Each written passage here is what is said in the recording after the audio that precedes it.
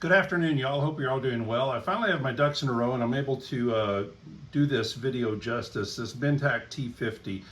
I'm going to actually do 3 videos. This video is going to go over the basics and tell you what it is and is not.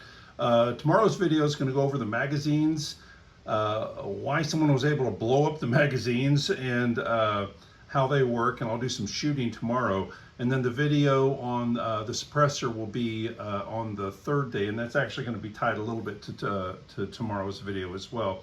So first off, I've heard people say this is a BWS-45. Well, I can see where you'd think that. You've got things like the receiver itself looks pretty much identical to the BWS-45 receiver. Me personally, if I'm building something, I don't start at 0. I go and I find something that works, like this receiver, and see what I can do to change it to make it the next generation gun. Borrow things from like the T9, that sort of thing. And there's one glaring thing I'll point out here in a moment. There's a couple actually that I'll point out here in a moment that show that this is the next generation.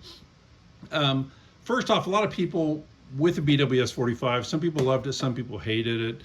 It was kind of the first of its kind and had an issue or two, very much like the Defender. For a lot of people who bought a Defender 1, they swore off ever buying another Defender.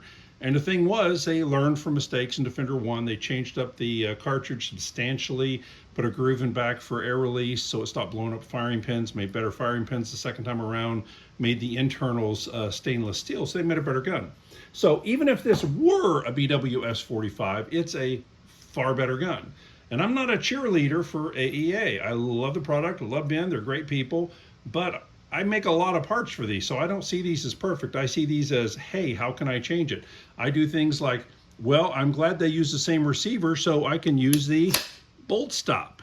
I love the fact that the magazine is so close to the old one because, you know, 50 cal round is a 50 cal round as far as size goes, that my covers will work.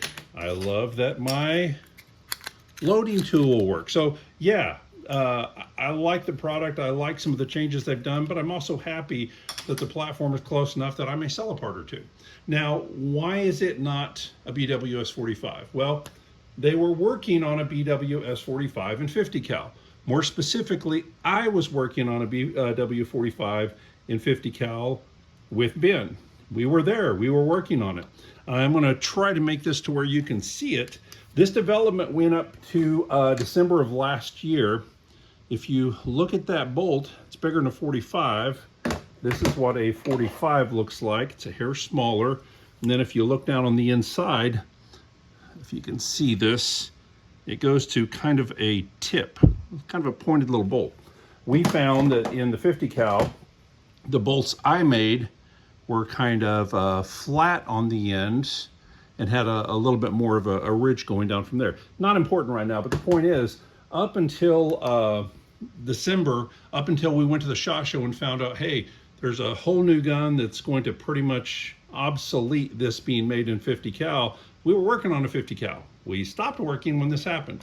This is a 50 cal mag. It looks horrible, it's Frankensteinish, but it worked. It was a 7-round mag, which leads me to the point that I already had a mag that was very, very similar.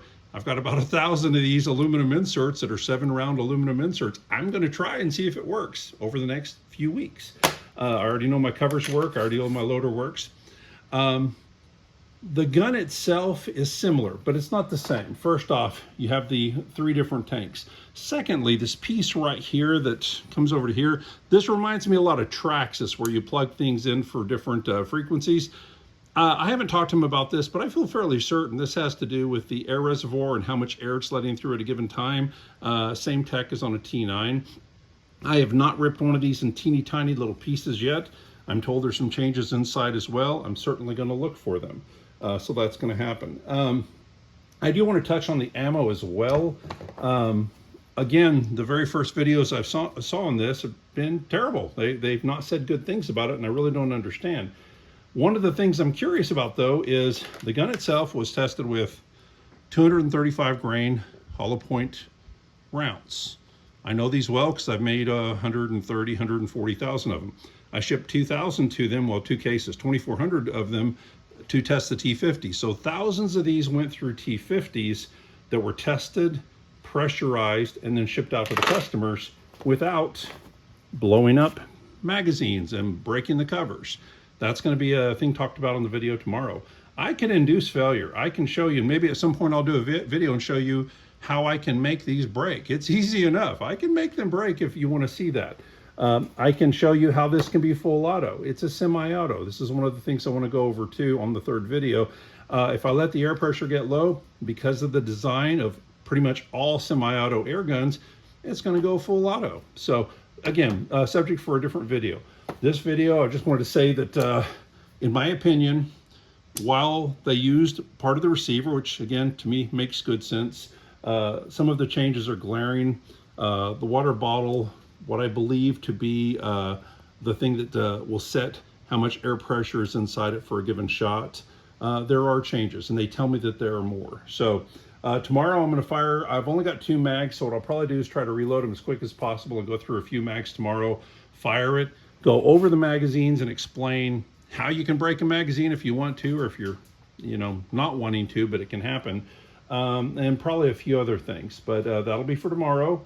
Anyway, if you have any questions, I'm happy to answer them. Just let me know. Contact me through my webpage, or contact me through Facebook or YouTube. Anyway, hope you all have a great day. Take care.